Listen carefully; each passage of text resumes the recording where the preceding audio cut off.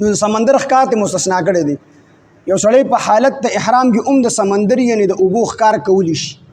د اوبو ښکار هغې ته ویلی شي چې کوم په اوبو کې پاتې کېږي او د اوبو نه علاوه د هغه زندګي ناممکنه وي، نو د اوبو ښکار کولی شي.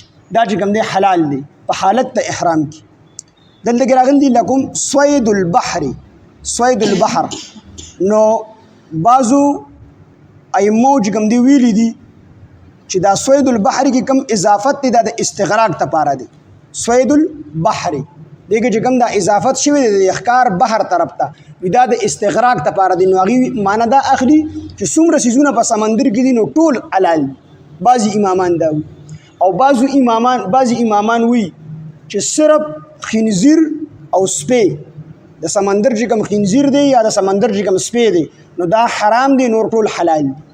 او بعضې ائمه چې دي امامان نو هغې وایي چې د سمندر سینځخه او دغه رنګې د سمندر سمساره دا حرامه ده او نور د سمندر کې چې څه ټول حلال دي. امام ابو حنیفه رحمه الله احناف وایي چې د سمندر صرف مې حلال دي. زمونږ په نسبت باندې سمندر صرف مې حرام حلال دي، نور چې په سمندر کې څومره څیزونه دي ټول چې کوم دی حرام دي، صرف مې حلال دي.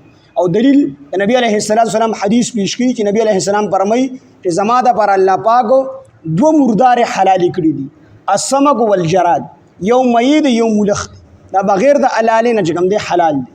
او دغه رنګې ملخ دا بغیر د حلالې نه دا چې کوم دی بغیر د حلالې نه حلال دی. دې ته حلال کړی نه دی، خو دا ستا لپاره حلال دی. او دغه رنګې ملخ کاتی ملخ دا اوس دلته چې دا نه کاتی غټ غټ ملخان دي، استاد صاحب دې ولیدي چې موږ نه دي لیدلی، خو غټ غټ ملخان دي، کاتی ملخ ورته وي. ښه نو دقه چې کوم دی حلال دي.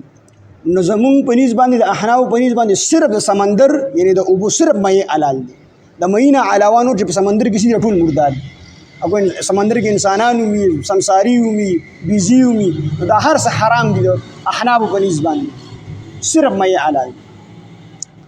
وجه ښکار په محرم باندې حرام دی تر څو پورې چې د احرام نه حلال شي ویني، او چې کله احرام کولوږي د احرام نه حلال شي نو بیا ورله جایز دی بیا ښکار کولی شي. واتقوا الله الذي او یریږئ د هغه الله نه الیه تحشرون چې هغه طرف ته به تاسو جمع کولی شئ.